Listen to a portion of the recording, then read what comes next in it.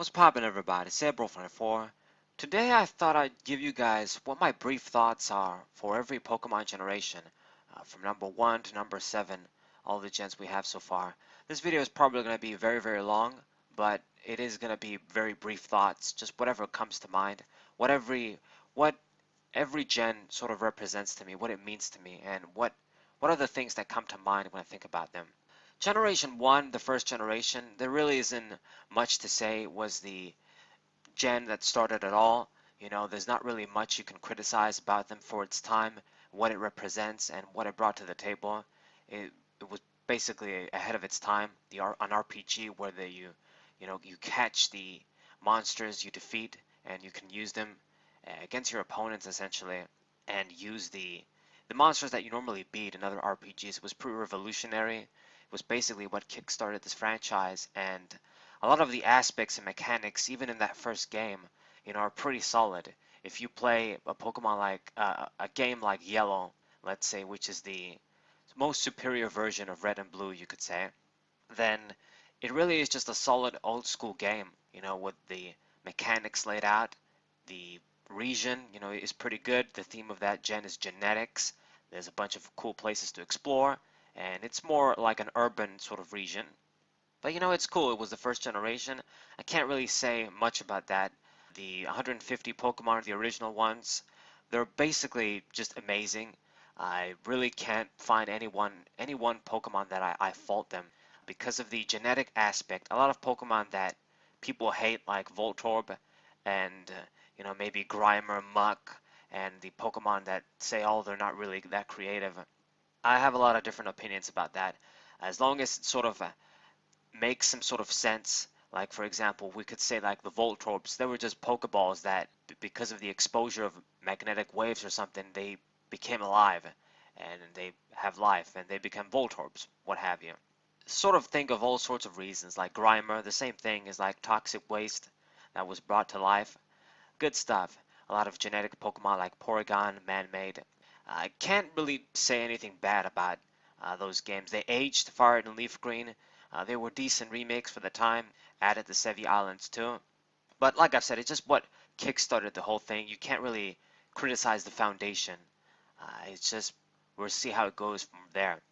Now, Gen 2, when Gold and Silver came out and Crystal, those are borderline like the perfect sequels for Pokemon. They just added so much stuff. They couldn't have been from so many different angles. They just couldn't be better. I'm currently replaying Crystal actually that I bought from the eShop.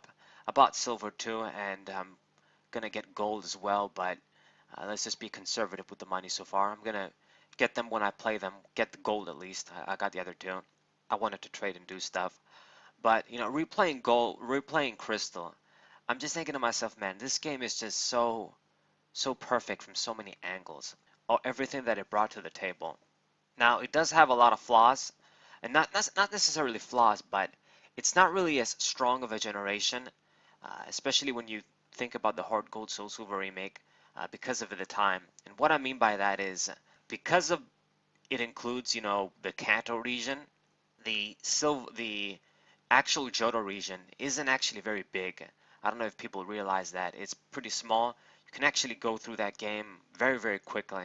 Like, I've got 7 badges and I have like less than 20 hours on it, I'm pretty sure. And when I say less than 20 hours, what I did is I tried to farm for Pokemon with specific IVs.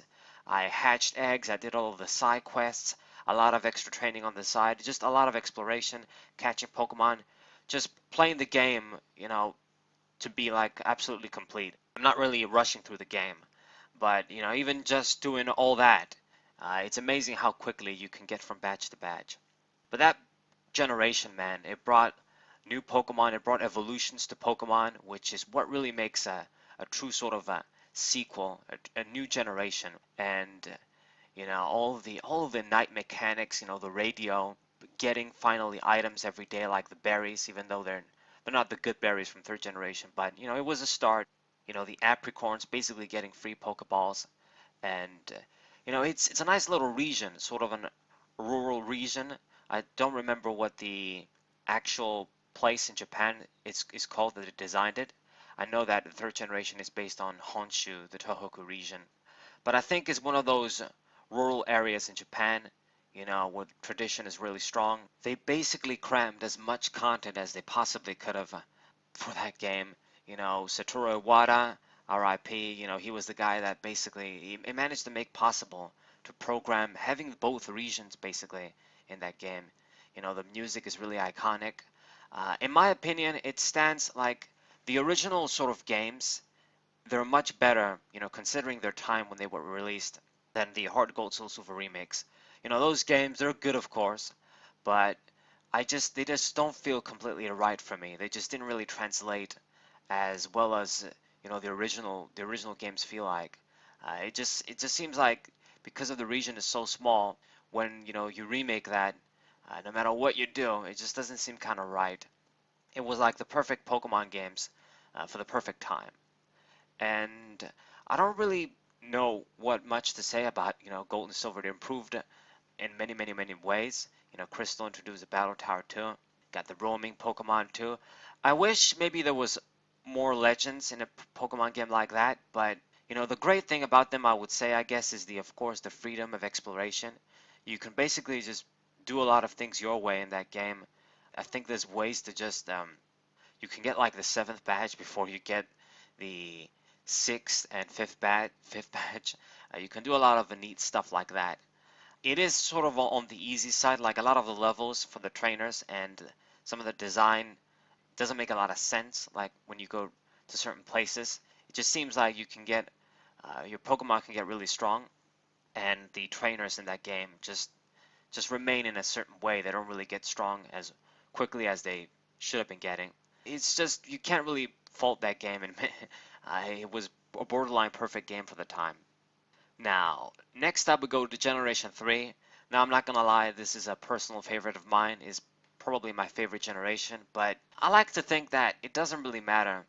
I really truly think that this region, Generation 3, is perfect in so many ways. Now, the big criticism about this gen is the water, but I think it's just such a stupid argument.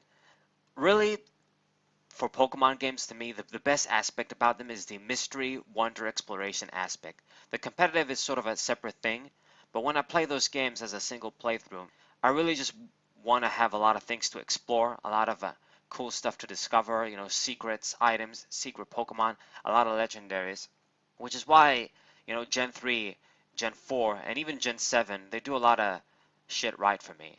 When you think about exploration, that includes like all of the land, not just certain places.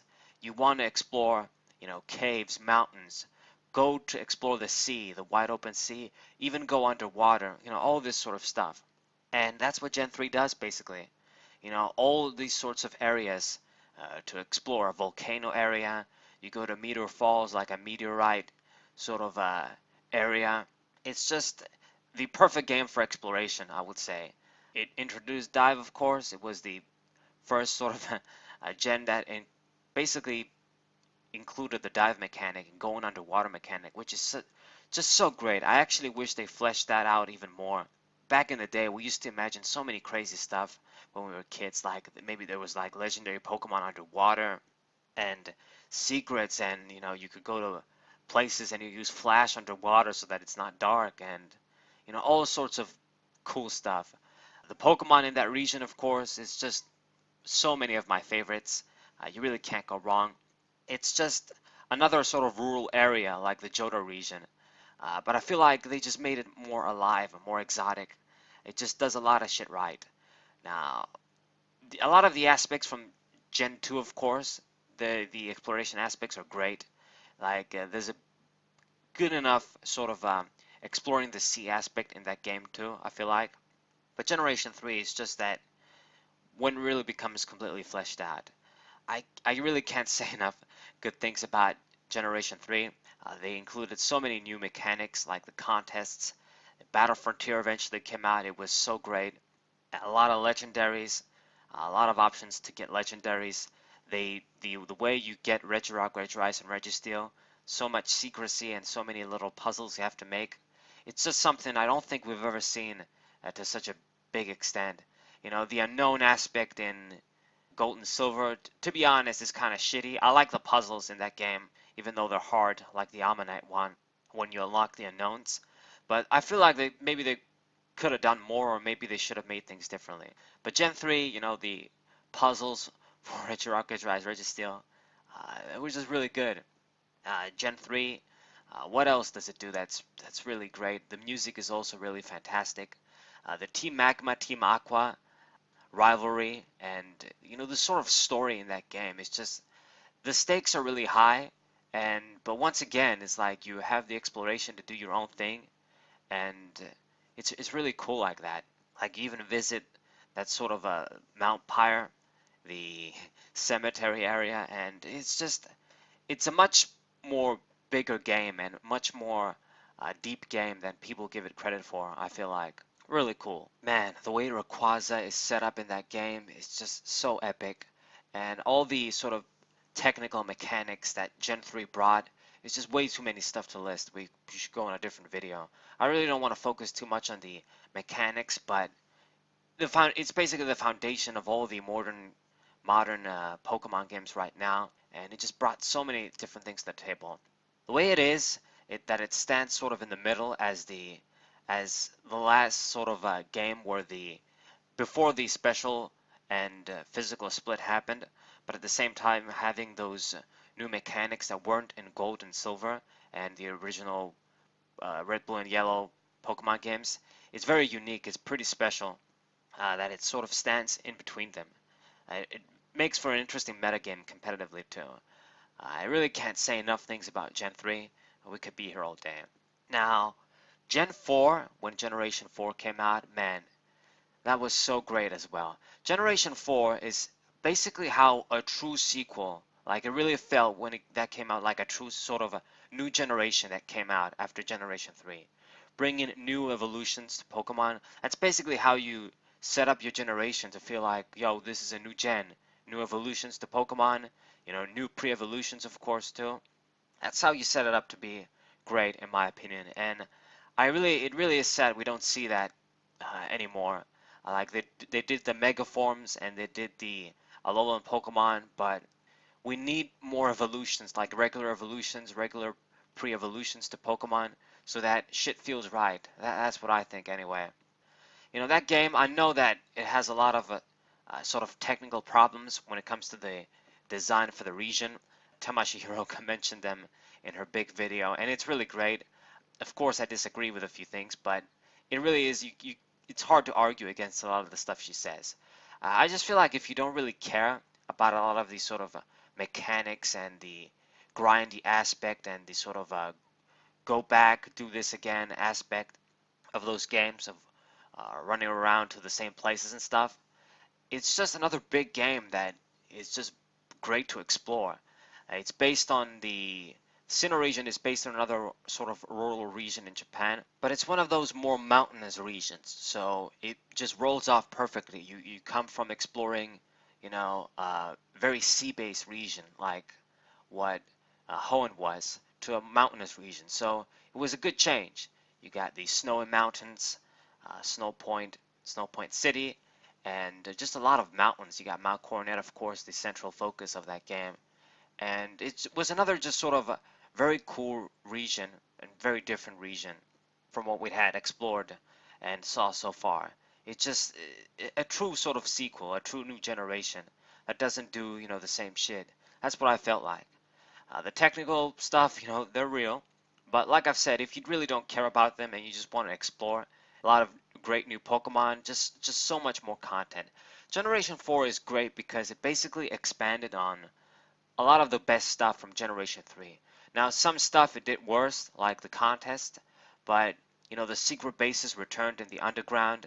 The underground in general was a new sort of mechanic. The berry aspect was enhanced upon. You could put soil and do a lot of cool stuff. New berries added, of course. What else there was in, you got the seals, you got, the unknown mechanic sort of returns from Generation 2 as well. You catch a bunch of unknowns in the Solaceon Ruins, I believe it was called. And, of course, the best aspect, exploration and a lot of legendaries. Generation 4 basically brings brought so many legendaries. I think before Generation 7, it basically brought the most amount of new legendaries, and all of them cool and epic for the most part. Like, I remember before I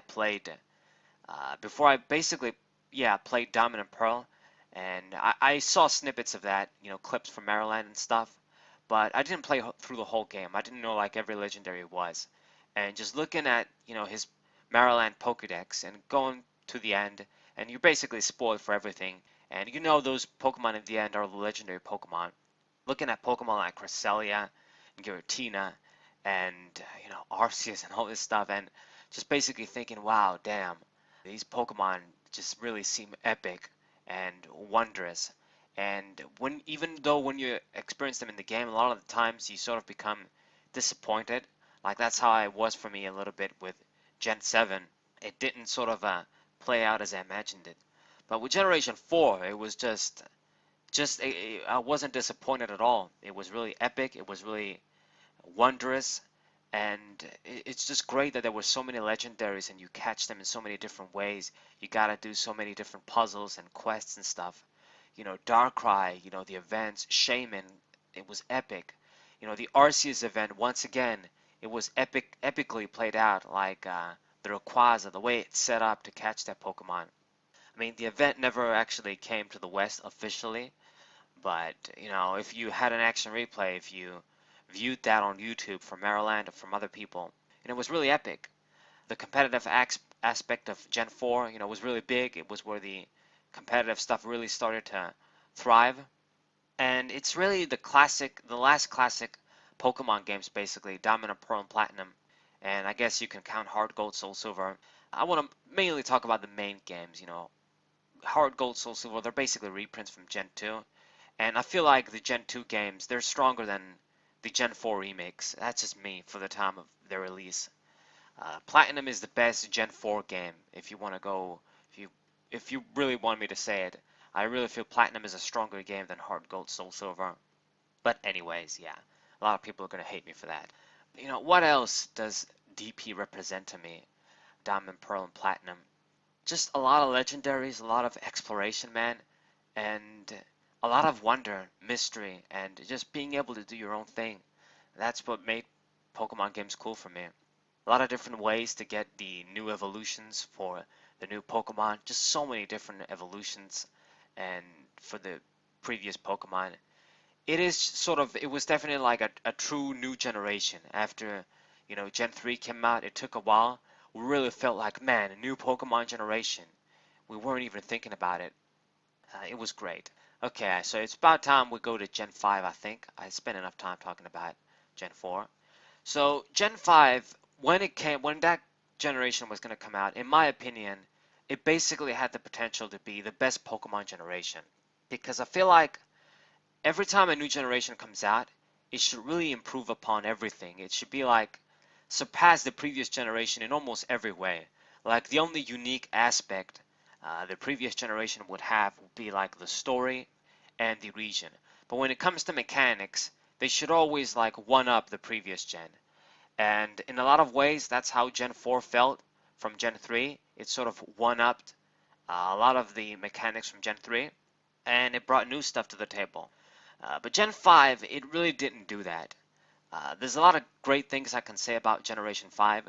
The region, it's based on the US, of course, New York City, I believe. And, or I think it's basically Castella, and yeah, I think Castella City is based on New York, but the generation in general is based on the US, of course, North America. And it's great too. It's got a lot of cool places to explore. It's a more urban area like Kanto. It had all the cool places you can go to and explore, like any good game, any good Pokemon game. Just like basically like places like, let's say the US, yeah, France and the UK. They're places that are basically pretty urban, but outside, those big cities and urban places, of course, there's nature and untampered environments, or very, very lightly tampered with environments, with nature to explore. Gen 5 nailed that pretty nicely, I think. Of course, the biggest thing in Gen 5 is the story, and I really do appreciate a lot of the characters. I don't want to seem like a Gen 5 hater because I'm not. It has a lot of the most of the cool characters in Pokemon, like characters like Cheren and N and Chorus, they're just some of my favorites from all of Pokemon in general, to be honest with you. Characters like Ghetsis, not so much. That guy, in my opinion, he's a less of a villain than Cyrus, but that's just me. You know, the story aspect, I do appreciate it, but it's the kind of story aspect you kind of have to take it with a grain of salt. Like, take it seriously, take a lot of the messages and appreciate a lot of the effort they did, but not take it too literally and just go too much into it like another story in a game like shit, I don't know, like Final Fantasy or other heavily story-driven games where just everything kind of makes sense in a way and everything is explained nicely because there's a lot of plot holes in Gen 5. That's just my opinion, and a lot of stuff that should have never happened. The way they, you know, designed the story for that game and a lot of the motivations for characters. You know, it was cool nonetheless. It got the sequel that made the story, you know, in ways better and in many ways worse. But the thing about Gen 5 is that disappointed me, and what I was saying in the beginning, where I thought where I it had the potential for me to be the best gen, is that they improved the graphics, the sort of the battle engine used in that game is faster and more streamlined and better, of course, than Diamond and Pearl, the fourth generation, what the fourth generation was. You know, mechanic wise, design wise, graphic wise, they were a step up. Feature wise, they went so many steps back. Like the berries, they were basically a non-existent thing in black and white. The fact that they wanted to just have a region where it was just the Gen 5 Pokemon, I mean, it's sort of hit or miss, to be honest. Maybe it was a cool idea to sort of force you to like the new Pokemon and experience like a independent generation for a bit. I mean, I don't know. I mean, in Black and White 2, they fixed that. They decided to include old Pokemon again as well in the main Pokedex. You know, what else they basically went a step back with? There's, I guess, a few legendaries, not as much as Diamond and Pearl. You know, those damn genies, they should have made them, they're just too much of clones for each other, basically. And their other forms, you know, I guess made things different, but it's just, in a lot of ways, Gen 5 went many steps back. So when I think about it and remember, it really sort of disappoints in many ways too. Pokemon, a lot of the Pokemon in that generation are super cool, of course, but there's a lot of them that piss me off, or a few of them that piss me off, you could say. The Clang family, I don't know, man, it's just Clang should have never existed, or maybe Kling Clang should have been designed differently. That's just me. And, you know, the genies, I already talked about them a bit. I guess one of the better things about Generation 5 is that the Dream World's abilities, when those got introduced, it really just gave a new sort of a fresh breath, it was a breath of fresh air when it comes to the competitive environment. A lot of Pokemon, you know, gained new viability. They could even completely change on how they played, you know, like Breloom with Poison Heal.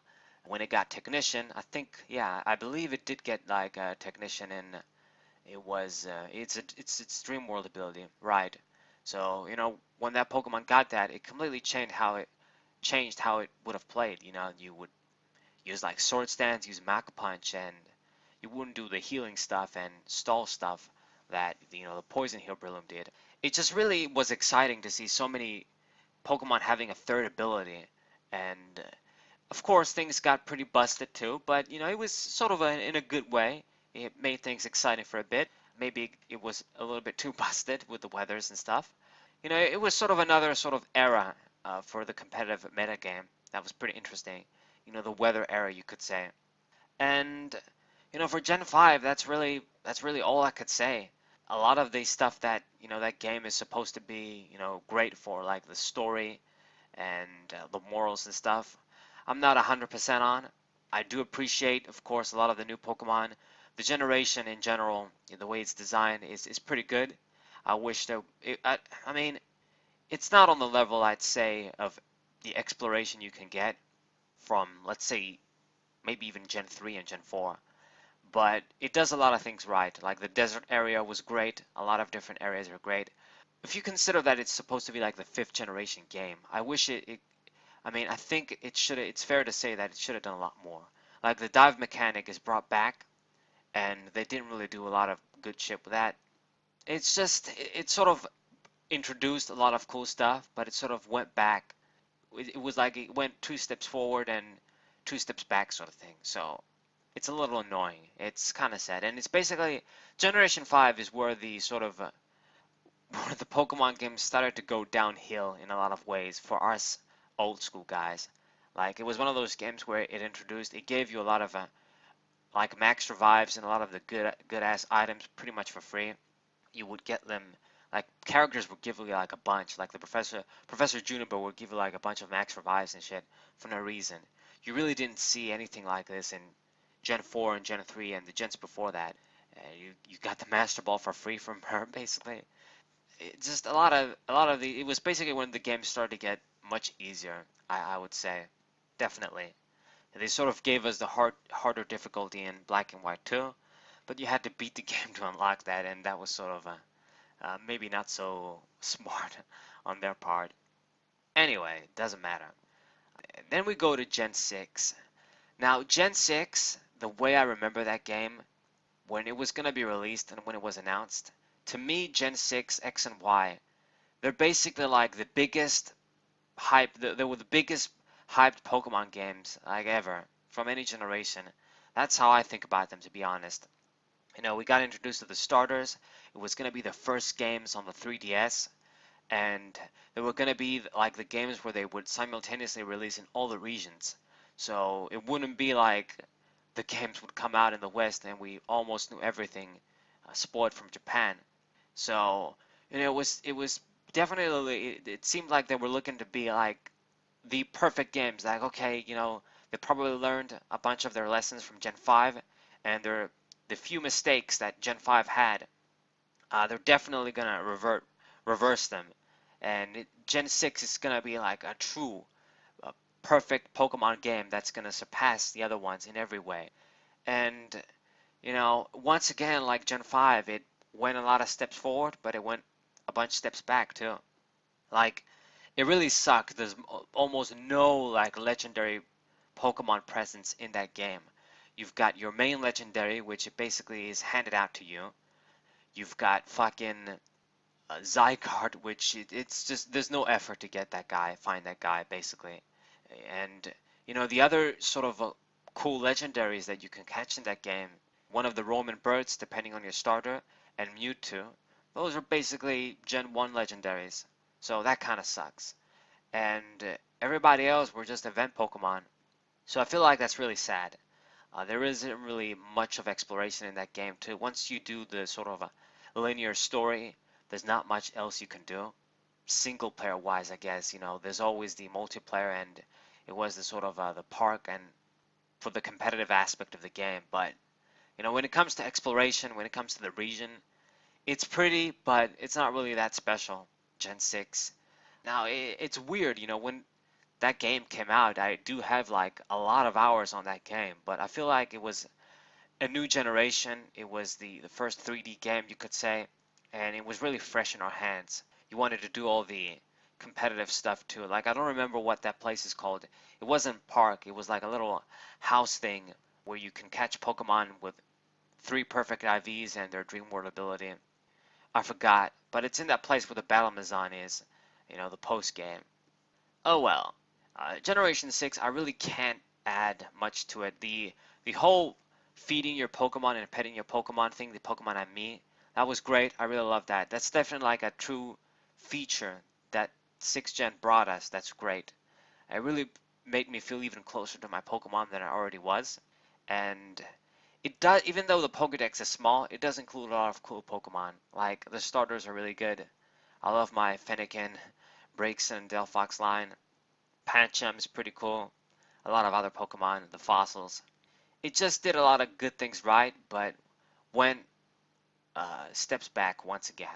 Which brings us to Generation 7, which this once again, when this game, when the original Sun and Moon games were going to be released, I truly felt that, man, okay, it just seems like everything is aligned for these games to be perfect. It's going to be like a sea-based region again, Jamaica. You're gonna have the 4 islands, so you're gonna be able to explore, maybe surf from island to island. That's what I thought it was gonna be. We got the data mine happen, and we got the Pokedex, and I'm looking at all these Pokemon. Man, these guys are gonna be like some underwater Pokemon. We're gonna be able to go underwater. There's all these legendaries. There's the Guardians. I could imagine like how, wow, like Tapu Fini and the Guardians, where they would be pretty hidden, like in the sea and stuff, and all this. My imagination was going wild, basically, about Sun and Moon, and I really thought that these games were gonna be like the next sort of great games for me, like they were gonna top Gen 3 or be up there with Gen 3 for me. Like these were gonna be the games that will give me the enjoyment I hadn't really received ever since like maybe Gen 3 and Gen 4.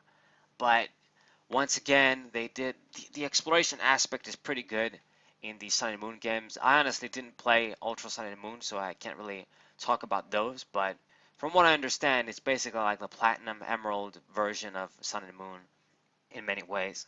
But the region in general for Sun and Moon is great. It's just a lot of the design choices, like you go from island to island with the ships, you don't surf through the islands, and you don't go underwater. If only they included those aspects in that game, it would have made like a completely, it would have made those games do a 180 in my eyes. The Ultra Beasts and all of the legendaries, basically, those are legendaries in my eyes. They're great. I did appreciate having a lot of options. Their designs were just so amazing. Once again, when the data mine Pokedex happened and I was looking at them, I was like, man, this is exactly like some shit that we used to imagine back in the day. Wonder, mystery, these sort of such unique designs for legendaries, sort of in a way fucked up ass designs for Pokemon in a good way. Like they're not even Pokemon, like they're sort of aliens. It was really great. They nailed that out of the park. Maybe how you catch them, I wish it was sort of more mysterious. Like they were, I mean, I guess they are roaming Pokemon in a way, only appearing in certain locations. So, that was cool. I really dug that. And Pokemon like Kartana and Buzzwole, they're really cool. They're just some of my favorite Pokemon, legendaries from that game, design-wise. And that's saying a lot. The Guardians. But what they also kind of screwed up is the whole thing with Lunala and Solgaleo having pre-evolutions and shit. That just, why would you make things complicated like that? Anyway, Necrozma is super cool, of course. It's like the new Deoxys, but once again, I just wish the game wasn't as linear. Maybe it didn't hold your hand as much and had a bigger exploration aspect to it. But in a lot of ways, I would say Sun and Moon, I would rank it as a superior game than Gen 5 and Gen 6, Gen 7. It could have been even better, but it just does a lot of amazing things that those previous games don't do. That it just improves so much, and a lot of the cool mechanics that I really loved from the older generations from 4 and below. So that's I think that should be a wrap. I mean, Sun and Moon, the Z moves that were terrible. I don't like those, so it gets a minus for that too. But those are basically, in a gist, my thoughts for the Pokemon generations and what they mean to me. Brief, really brief thoughts. This video is long as fuck, but really brief thoughts. I would need to write script and look at them thoroughly to give you guys all of my thoughts. But this is just something that I wanted to do. Not Generation 8, but Let's Go Pikachu and Let's Go Eevee right around the corner. I'm not going to be playing those games, to be honest. We'll have to wait and see. I've been really quiet about them on purpose, waiting to see how they sell and everything that happens when they release, and then I'll probably talk about them. My hopes for Generation 8, I really hope they don't fuck it up this time and they just get the memo, but it just seems that Pokemon games these days they evolved in a way that they're never going to be like how they used to be, really. Like even remakes like ORAS, a lot of the changes they made were sort of annoying in ways. That game is still pretty good though, based on 3rd gen, or the original Ruby and Sapphire games. I really hope for Generation 8 what they do is they bring back this sort of mystery exploration aspect, freedom aspect, and the single player aspect that was great. Like, I don't want to hear bullshit about a Battle Frontier, we don't really need to include them because people don't give a fuck about that anymore. That's bullshit to me. I really hope there's a facility like that that just gives us players that really don't bother with online so much anymore just a good single player experience. Like I can use my all of my competitive Pokemon to play those facilities, beat some certain, you know, NPCs and get like symbols and stuff again and just do shit like that and get a big reward like stars and what have you. I really just want them to bring shit like that back. But anyways, I hope you guys enjoyed this random video. I wanted to talk about generations. I'll post my usual TCG stuff, of course. And I hope you guys enjoyed. I hope you guys subscribe, leave a like, and share this with your friends. Sabro94, and what up? And you guys can leave me your thoughts about gens. I know a lot of people are going to hate me for my thoughts and disagree with me. It's all good. You guys can tell me what you think. What's up?